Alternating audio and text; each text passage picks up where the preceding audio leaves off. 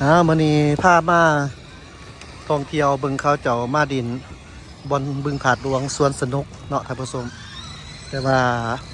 เป็นบินเองก็อยากว่าซะหน่อยหนึงเนาะตอนนี้มันเข้าให้เด้อเขาให้ดินฟรีในส่วนโปรโมชั่นเขาเจ้าให้ดินฟรีเนาะคนมานี่ท่านผู้ชมเต็มเลยคนมานี่น่ะหลายแท้หลายว่าจอดรถพูดตั้งแต่พูดเนาะเดี๋ยวพากันย่างเข้ามาแต่ว่าคุณเขาไปปุ่นก็ยังมีเนาะที่ว่ารถออกมาคำว่าฟรีส่วนสุดเดือนก็เต็มเลยจ้าท่านผู้ชมเต็มเบิดเลยนะคุณฮอดคุณเต็มเบิดเลยเนาะเต็มแท้เต็มว่านี่แหละแต่ว่ากันหนาเสียดายนี่แหละคือความมักง่ายพี่น้องเอ้ยเพิ่นสร้างให้จบให้งามเขากับแม่นมักความจบความงามมักความมวลความซื่อความจบความงามมักความสะดวกแต่ว่าเฮากับมักสบายโพดแม่กินแล้วก็ทิมสะทิมทรายเขาให้ดินฟรีเขาให้มาเที่ยวมายังแต่ว่าการกินบ่มีความรับผิดชอบขาดความรับผิดชอบอันนี้ข้อบอกข้อว่าอะไรถอดเจาะท่านผู้ชมแพทย์เกียรติที่สร้างกับเดือนห้องไผ่ซะอันนี้มันเป็นบอลจุดที่แบบว่าคนมาแลนมาดินเนาะมันโบแมนมาเป็นงานบุญสนั่นน่ะขี้เงียนี่มือเฮานี่เฮาขี่รถใหญ่มาส่วนใหญ่เฮาเห็นรถใหญ่รถจักรก็เป็นจอดฝากที่พุ่นมาไกลๆพุ่นเนาะฉะนั้นเขาเห็นนี่แกงโยนขอปลากับมีทีมซะทีมทรายแบบขาดจิตสำนึกนะเจ้าบอกง่ายๆซะขี้ข้านมักง่ายเนี่ยทั้งที่ว่าบอลมันงามเพื่อเห็ดให้งามเพื่อแห้งเด้เนาะบ้านเฮานี่คันเบาๆยังหน่อยย่ำได้กับสิบย่องกันอยู่ตลอดบ่ดีไหนบ่ถือมันบ่ถือเนาะในบ่ถือกับบ่ถือทำลายสิ่งแวดล้อมนี่มันนครวิ่งจันทร์มันยุกแล้วนี่นะเนาะคันสิไปเปรียบเทียบยุคแต่ก่อนเพิ่นก็บ่ได้สูมีพลาสติกได้ล่ะเพิ่นก็มีแนวอื่นเนาะเป็นใบตองยังไปก็อันนั้นมันละลายได้เจ้าเนาะมันละลายได้อันนั้นนะแต่ว่านี่นะมันเป็น2-300 ปีมันสิละลายอยู่ว่ะก็เปลี่ยนพวกพลาสติกอย่างต่างอุ้ยเนาะเมื่อยนะเจ้าท่านผู้ชมความคิดบ่ได้แต่เบื้องเดียวเบื้องนั้นก็คือกันเด้อเบื้องนั้นคือกัน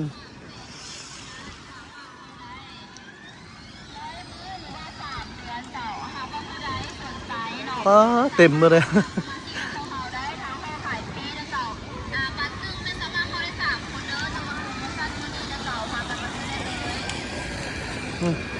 ทีมก้องเลย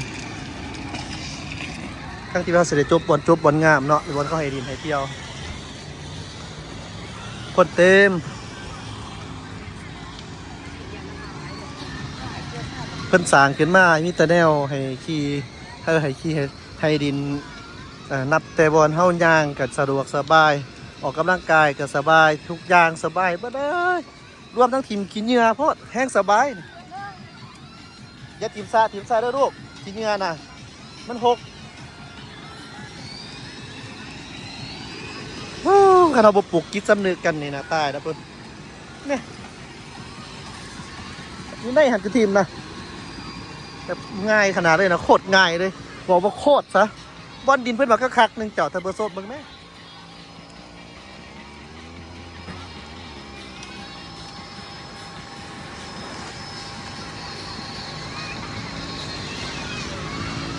บอลดินเพิ่นโคตรคักเลยขออนุญาตใส่คำศัพท์ที่แบบจังสี่แหละมันจังถึงอารมณ์ดีนี่บอลดินนะครับแต่ว่าบอลดินคักทุกอย่างคักมาเลยทิ้งยากระทีมคักอีกหาจะได้ประเทศเราหาความสะดวกสบายบ่มีอีกละคือสิแมนมีแต่ประเทศลาวนี่ที่บอก เห็นเรากับหูซึกเลยแบบว่ามันจังไดบ่แหละนะท่านผู้ชมมันจังไดบ่แหละเนาะ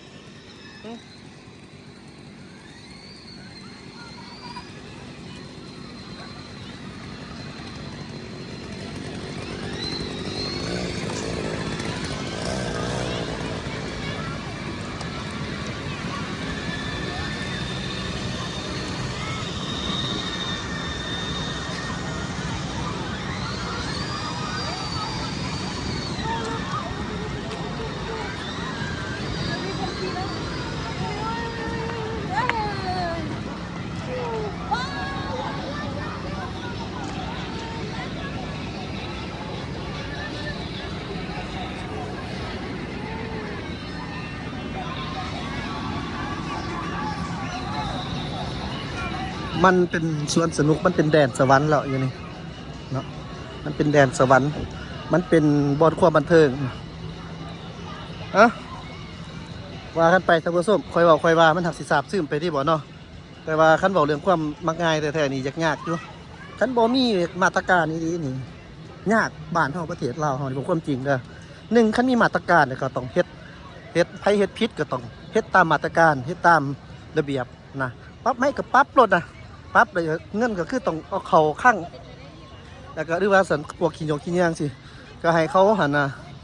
อันนั้นนะมาเก็บจ่ายให้เขาเนาะจ่ายให้เขามันต้องเฮ็ดแบบนั้นนะบ้านเฮาจะสิได้เพราะว่าเขามักบังคับนะบอกความจริงซะ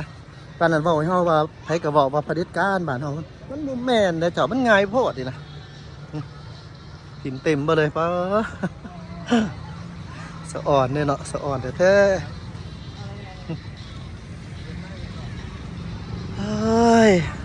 นี่คือจังสี่นี่มันคล้ายๆนี่ก็ต้องมีมาตรการ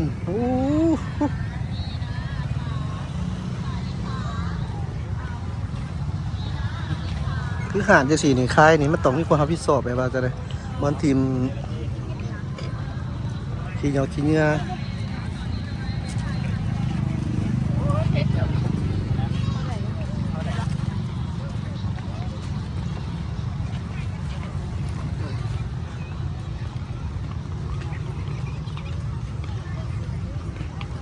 นี่แหละเพื่อนว่าพี่น้องเอ้ย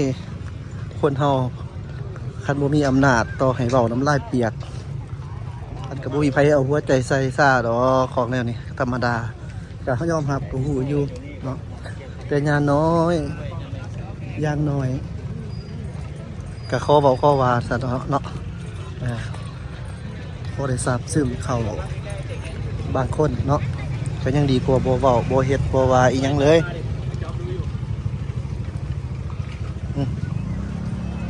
ว่าสิมาถ่ายเอาแนวจุ๊บๆงามๆค่ะเด้เห็นแบบนี้อดบ่ไหวเป็น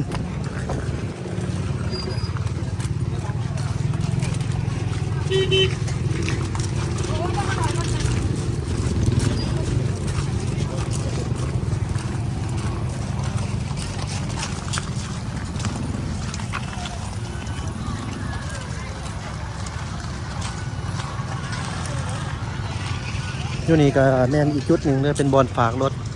บอลจอดรถเพิ่นบ่ได้เก็บเงินดอกอันนี้บอกความจริงนะคนต่างประเทศเพิ่นนี่ก็บ่ถึงขนาดว่าเก็บวัตถุบอลทุกทีกับบ่แม่นดอกเขาก็เก็บบางบอลซื่อๆเนาะบอลใดเขาบ่ควรเก็บก็บ่เก็บอันนี้คือสากลฉะนั้นเขาก็อยากได้อยู่เงินแต่ว่าบางอันมันก็บ่เก็บเขาให้ลูกค้าเขาคือจังซี่ก็บ่เห็นว่าเขามาเก็บเนาะสินะก็ดีแหละแบบนี้นะอันนี้แหละจังแม่นเพราะว่าธุรกิจเฮาอยู่หั่นเนาะบ่แม่นเอาวัตถุอันทุกแนวยังบ่ทันได้แบบว่าปูเป็นคอนกรีตเทื่อเด้ออันนี้เป็นบอลจอดแล้วเพิ่นเอาแต่หินโหยย่ำฝนมานี่มันก็สิมีบางบอลที่เปื้อนๆนะแต่ว่าโดยส่วนรวมมันก็โอเคอยู่แหละซ้ำนี้แล้วบ่ว่าอยู่ไสเจ้าตะบ่ส้มบอลมีหลอกขายแม่นบ่แม่นว่ามีเศษพลาสติกเฮียอันเฮาเว้านี่เฮาก็บ่ได้เว้าให้เขาได้ว่าเขาบ่ได้เว้าให้เขาว่าบ่ให้เขาขายหยังบ่แม่นบ่ได้ฟังคักๆเด้อบ่แม่นแบบนั้นเนาะเขาบอกว่าแทบเกือบว่าทุกบอลที่ว่ามีบอลคล้ายกันเป็นมีพลาสติกอย่างใหญ่อยู่ในหันดีบ่เฮ็ดลักษณะแบบนี้กำหนดให้เขาเที่ยวหน้าเนาะล่อคล้ายตรงมีบอลเก็บขี้เหงื่อพร้อมคล้ายเป็นทงใหญ่ไปทั้งขางเขาหันตรงเอามาพร้อมหรือว่าใส่ก็เอายังก็ได้เอามาพร้อมกินแล้วตรงทีมใส่หันตรงให้พี่สอบให้เขาสมมุติลูกค้าเขากินอยู่ไก่เขาให้เขาทีมใส่นี่บอกเขาแบบนั้นนะเบิ้งเดี๋ยวมันยังบ่ทันพัฒนามันยังแบบยังห่างไกลหันนะเจ้าท่านผู้ชมเข้าใจความรู้สึกเนาะมันเฟี้ยวริงมันยังคงแบบห่างไกลหันนะนี่เป็นบ้านดำแข็งโลกแข็งหิมะโอเคก็คนไล่แต่ไล่ว่าเอาเดี๋ยวเราไปต่อกันในคลิปใหม่เบิ้งแบบนี้ก่อน